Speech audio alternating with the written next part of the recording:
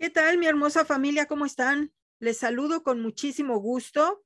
Les voy a suplicar antes de, recordarles esta crónica de la podredumbre de la política en nuestro país.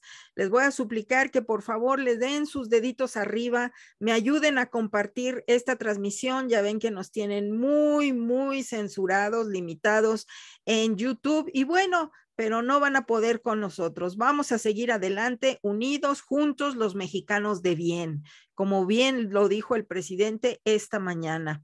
Así es que bueno, pues les quiero de una vez también comentar que, bueno, pues esta historia de Ricardo Anaya, pues hay que recordar de dónde viene y hacia dónde va. Entonces, vamos a hacer una remembranza del trabajo de mi compañero Rivelino Rueda, periodista mexicano, compañero reportero, y bueno, pues me voy a dar a la tarea de leerle su crónica del por qué es que se persigue a Ricardo Anaya y otros tantos que aquí se los voy a mencionar para que no se nos olvide. Dice así esta crónica de nuestro compañero Rivelino Rueda. Son unos atascados, lanzó el priista David Penchina, entre sonoras carcajadas de los entonces senadores del PAN, Salvador Vega Casillas, Javier Lozano Alarcón, Jorge Luis Lavalle, Mauri, Francisco García Cabeza de Vaca y Francisco Domínguez Servién. Eran las noches de mediados de diciembre de 2013, en medio de un aparatoso cerco policíaco militar en las calles aledañas a la sede del Senado de la República. Era un pedazo de ciudad aparte de la ciudad, una especie de tierra de máxima seguridad, en un país ajeno. Nadie entraba, nadie salía. Por allá, lejos, las tímidas e inocuas protestas de simpatizantes de Andrés Manuel López Obrador. En ese momento, en un hospital privado, luego de sufrir un infarto al miocardio. Miembros del Sindicato Mexicano de Electricistas, del SME y de las organizaciones sociales de siempre no distraían el festín de los senadores del PRI, PAN y del Partido Verde por estar en la recta final del debate para la aprobación de la reforma constitucional en materia energética del presidente Enrique Peña Nieto. De haber sabido, dicen, que las protestas iban a estar así, hubiéramos privatizado todo el sector energético, reviró el panista Salvador Vega Casillas, quien fungía como secretario de la Comisión de Energía de la Cámara Alta. Emilio Lozoya y Pedro Joaquín Caldwell, director general de Petróleos Mexicanos y secretario de Energía, respectivamente, seguían el debate en el Pleno de la Cámara de Senadores desde una oficina del recinto legislativo. Desde ahí operaban y gritaban instrucciones. Tenían línea abierta con Peña Nieto, pero también con el entonces secretario de Hacienda, Luis Videgaray, así como con el secretario de Gobernación, Miguel Ángel Osorio Chong, para lo que se necesitara. La aprobación del ordenamiento, joya de la corona del Pacto por México, prácticamente ya estaba amarrada. La mayoría calificada se cumplía con los votos de las bancadas del PRI, del PAN y del Partido Verde y del PANAL. Pero los funcionarios tenían la encomienda directa del presidente de la República de evitar sorpresas de último momento. A casi 8 años de ese controvertido y deseado proceso legislativo, un ex senador de la Acción Nacional, quien ya no pertenece a ese instituto político y que en ese momento fue integrante de la Comisión de Puntos Constitucionales y a quien además pide el anonimato, relata para este reportero los focos de alerta del gobierno federal. Estaban en algunos senadores del PRI que sabían lo que significaba la privatización de la industria petrolera, pero sobre todo en los senadores del PAN, que aunque eran los más convencidos de aprobar esa legislación, al final elevaron el costo de su voto y comenzaron a chantajear con el sentido de su sufragio si no se les concedían ciertas peticiones. A pesar de que el dirigente nacional del PAN, Gustavo Madero Muñoz, ya había dado su palabra de que ese partido acompañaría la iniciativa de reforma constitucional en materia energética, emanada del Pacto por México, el ex senador comenta que todo se le salió de las manos al líder del PRI en el Senado, Emilio Gamboa Patrón, al presidente de la Comisión de Energía, David Penchina, al director general de Pemex, Emilio Lozoya, y al secretario de Energía, Pedro Joaquín Caldwell, cuando 10 senadores de Acción Nacional le advierten a los priistas que no votarán a favor de la reforma energética si no se les cumplen algunas peticiones. En ese momento ya no había recato de ninguna parte. Ahí se negociaron gubernaturas. Se trató de una especie de nuevas concertaciones como las del sexenio de Carlos Salinas de Gortari en Guanajuato y Baja California. No le quedaba de otra al gobierno de Peña Nieto. Estaban las horas contadas para la votación de la reforma constitucional en el Pleno y esos votos podían marcar la diferencia, cuenta este expanista. Los senadores que se rebelaron en esas horas críticas de la reforma energética, recuerda, fueron Carlos Mendoza Davis, Javier Lozano Alarcón, Mariana Gómez del Campo, Martín Orozco Sandoval, José Rosas Aispuru, Marta Elena García Gómez, Francisco Domínguez Servién, Francisco García Cabeza de Vaca, Fernando Yunes Márquez y Luisa María Calderón Hinojosa. Ahí, frente a Lozoya Austin, Pedro Joaquín Caldwell y David Penchina, los panistas advirtieron que se ausentarían de la votación en el Pleno del Senado y votarían en abstención o de plano su sufragio sería en contra si no se les garantizaban gubernaturas, alcaldías o más recursos económicos. Los funcionarios se quedaron helados con la exigencia. Pidieron unas horas para tratarlo directamente con el presidente de la República. En 2 horas tuvieron una respuesta. Peña Nieto aceptó con una condición: no se ventilarían actos de corrupción de gobiernos del PRI y se plegarían a cualquier disposición del gobierno federal que compitieran a sus estados. Así, Mendoza Davis salió con la gubernatura de Baja California en la bolsa. Lozano Alarcón con la promesa de la gubernatura de Puebla, a reserva de lo que determinaría el mandatario local en aquel momento, Rafael Moreno Valle. Y Mariana Gómez del Campo con la delegación Benito Juárez de la Ciudad de México para su expareja sentimental, Jorge Romero. Además, Martín Orozco Sandoval saldría con el gobierno de Aguascalientes. José Rosas Aispuru con el de Durango. Marta Elena García Gómez con la gobernatura de Nayarit para su hijo, es su mamá. Antonio Echevarría García, hoy es o fue mandatario del estado. Francisco Domínguez Servién también saldría con la promesa de la gubernatura de Querétaro.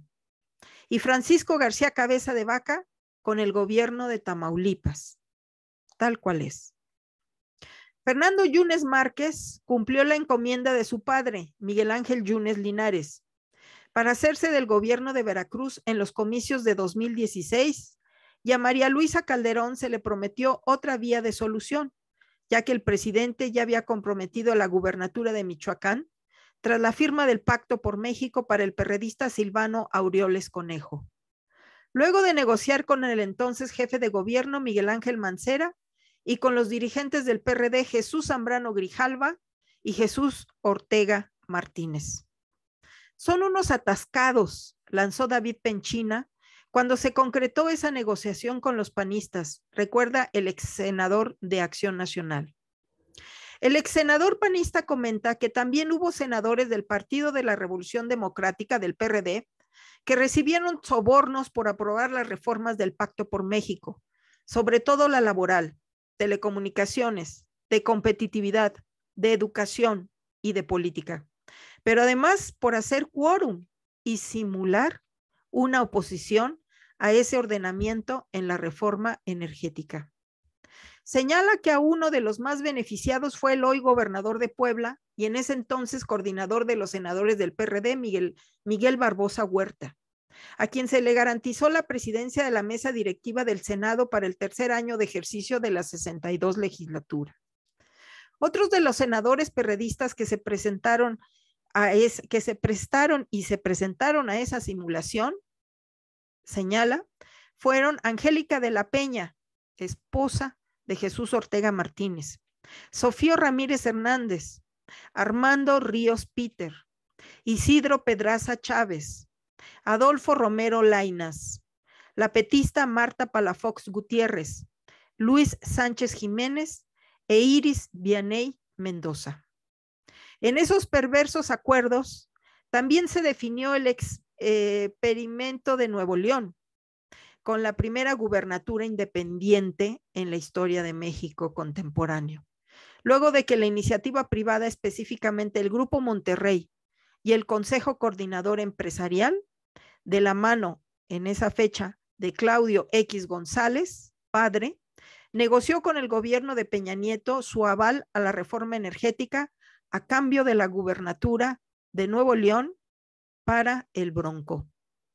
La única condición para cerrar el trato por parte del gobierno de Peña Nieto, narra el ex senador del PAN, que pidió el anonimato para la revista donde trabaja ahorita nuestro compañero reportero Rivelino, Reversos se llama, fue que el candidato fuera un expriista dócil. Se puso sobre la mesa el nombre de Jaime Rodríguez Calderón el Bronco, quien recibió el visto bueno de las cúpulas empresariales, además de que planteó un experimento para que este político, también con la bandera de independiente, compitiera en la elección presidencial del 2018, para supuestamente quitarle el voto de los indecisos a Andrés Manuel López Obrador.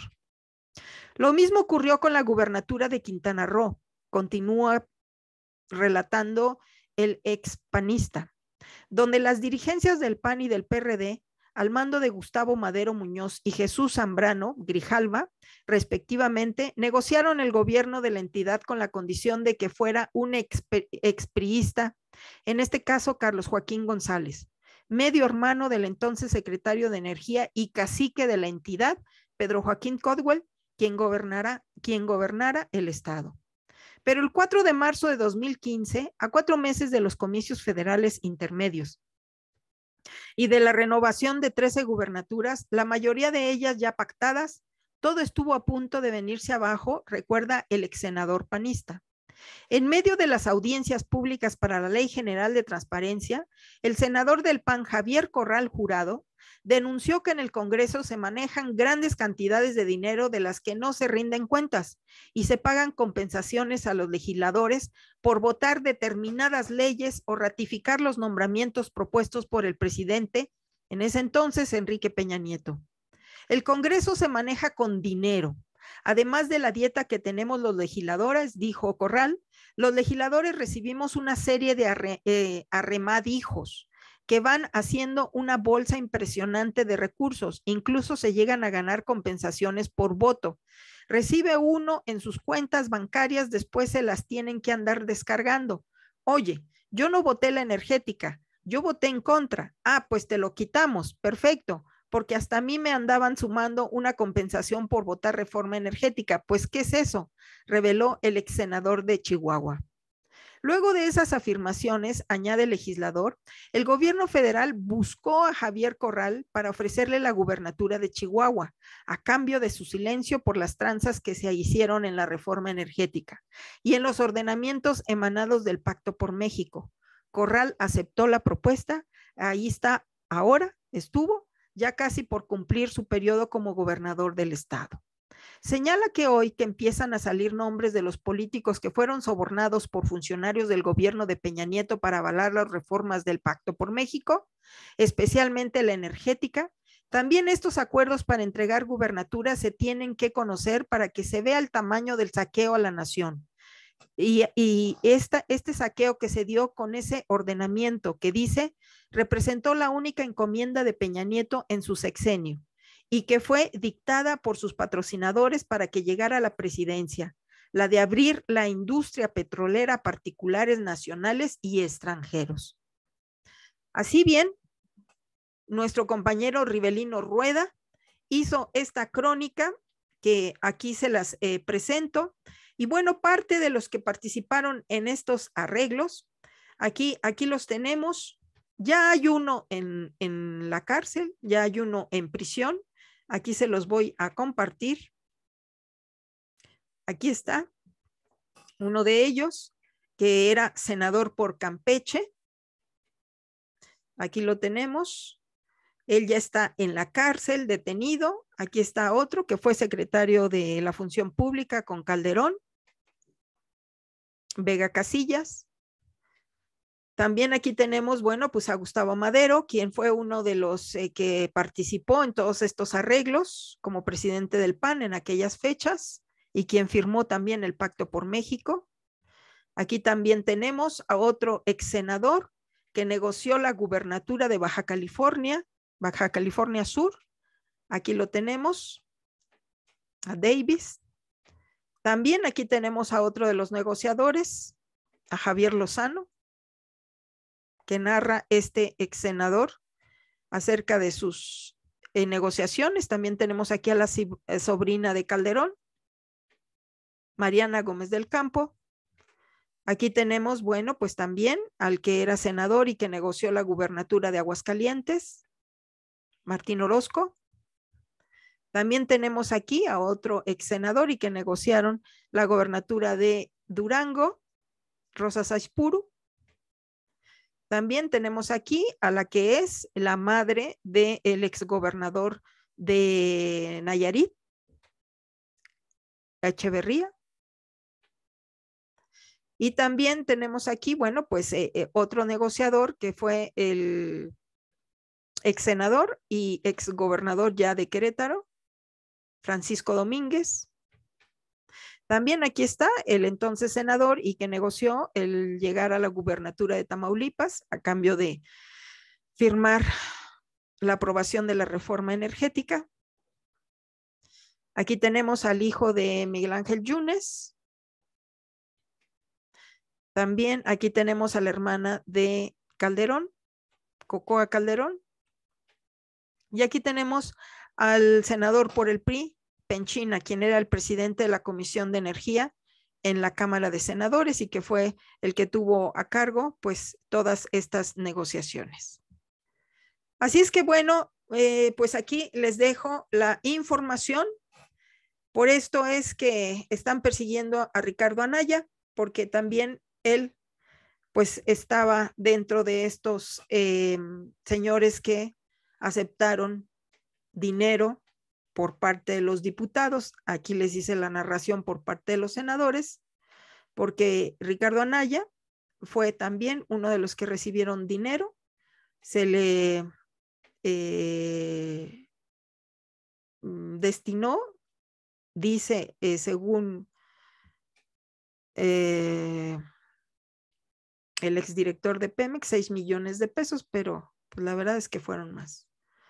Entonces, bueno, pues aquí les dejo esta crónica y ya saben, un pueblo informado jamás será manipulado y les voy a suplicar que les den sus deditos arriba y que me ayuden a compartir esta información. Hasta la próxima.